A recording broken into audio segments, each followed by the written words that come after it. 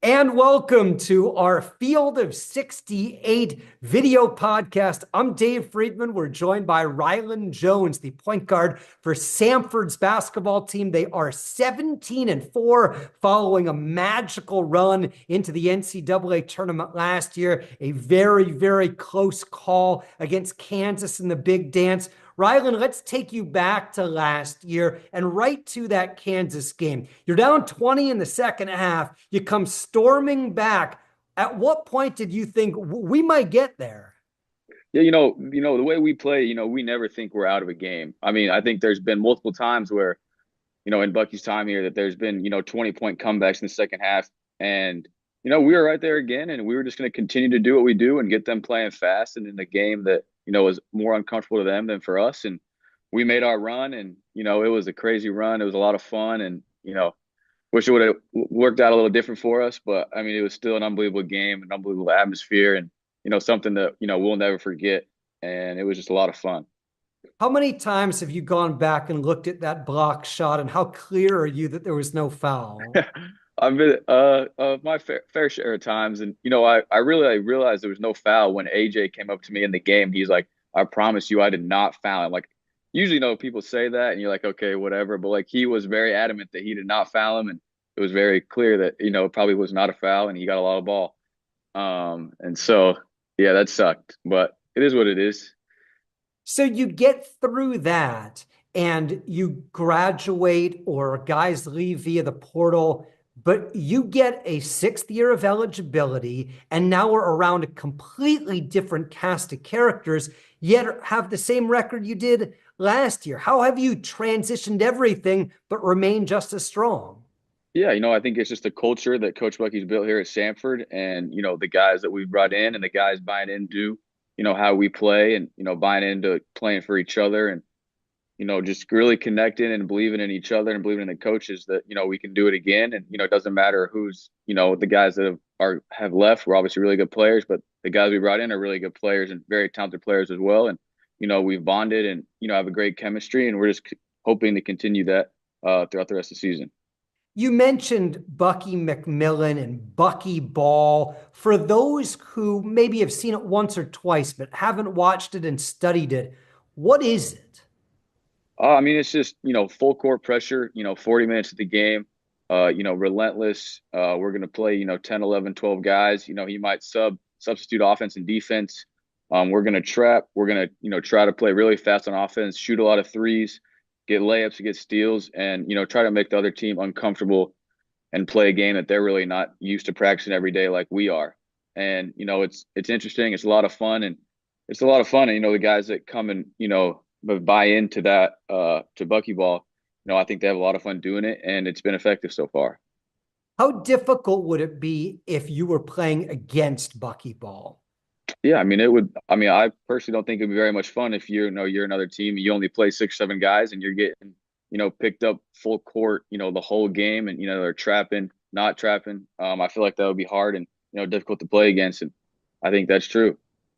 Your dad is a basketball coach. He coached with two of the all-time greats, Stu Morrill at Utah State, Rick Majerus at Utah. You attended both of those schools. Did he ever coach a style anything like Buckyball? Nope, never.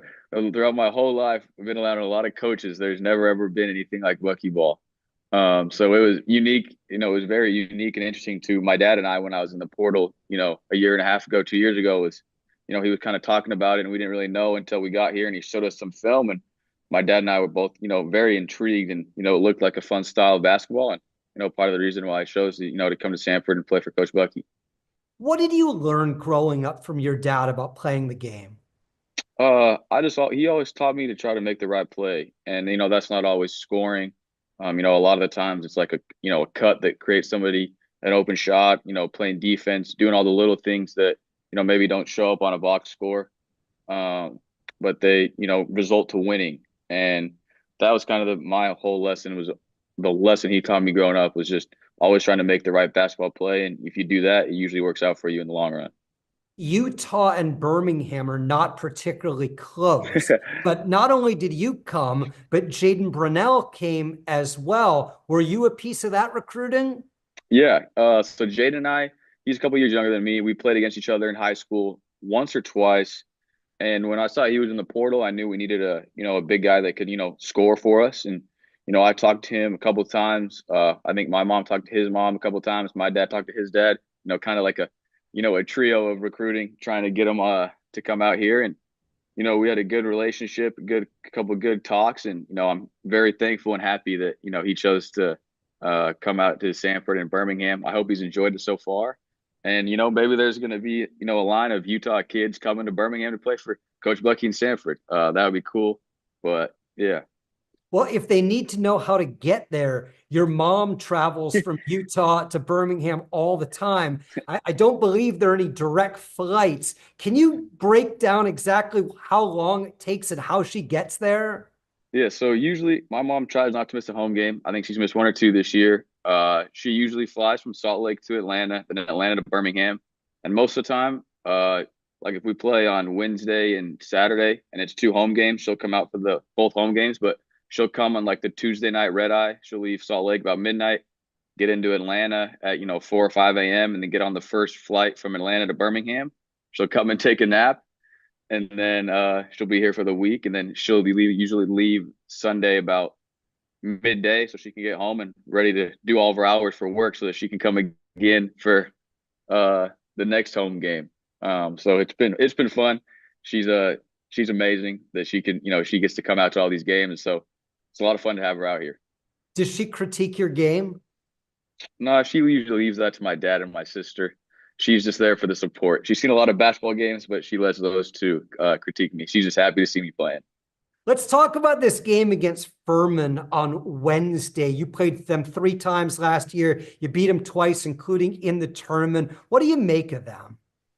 Well, I mean, obviously a really good team, a really good program with really good players and a really good coach. They're well coached. It's going to be hard. Always play on the road at any college basketball game is tough, and going to their place is going to be really hard. And they're coming off a good win against Mercer at Mercer. So we just got to be locked in the next couple of days of practice and go up there determined and focused, ready to play our best basketball because they're going to play their best basketball. You talked about the way Bucky plays all the pressing, but you've got more than one press. How much do you guys cater what you do to the individual team you're playing? Yeah, no, it's we usually start the game in our normal press, and then from there we'll mix and match with how they're trying to break the press or how they're handling it or what's best for the game. It's a lot of reading, a lot of Bucky just knowing what they're gonna do and feel throughout the game of what we're gonna be in and how we're affecting them. So every game is different. Every game you're gonna see different types of stuff and a different feel, which makes it unique. When you look at where the SoCon is, I think statistically there have been more two-possession games, 1 or 2 possession games in this league this year than any other. Does that surprise you? I mean, no, there's a lot of really good coaches and a lot of really good players and teams in our league. 1 through 10. I mean, everybody's got good players, great coaches, and winning on the road, winning at home is hard no matter where you are. And we're all fighting for a championship. And when there's really good players all around the league, it's hard to any given night you can lose or you can win. And so you just got to do your best to be the best you can be every night. And give yourself a chance to win. When you were looking to transfer, there are programs you could have gone to that would have been higher level. There are other programs you could have gone to where you would have played 35 or 40 minutes. But in Bucky's system, nobody plays more than about 25. How did you decide it was the right fit? I mean, the right fit was just the belief that I had in Coach Bucky and our connection that we had throughout the recruiting process. I came out on a visit, and my mom and dad and I were here for about 25 hours. Like we were here very quick. We did a lot. We got to experience Birmingham very shortly in Samford. I got to meet Achor and Jermaine. They were the only two people that were around campus, and my connection with those two, and my connection with Coach Bucky and Coach Young, who was the other coach who recruited me, it just felt like the place to be for me. And my mom and dad thought the same way, and I believed in what Coach Bucky was doing. And we had a conversation one time where he told me how cool would it be for you to come to a place and lead a basketball team to a place that it hasn't been in 25 or 30 years.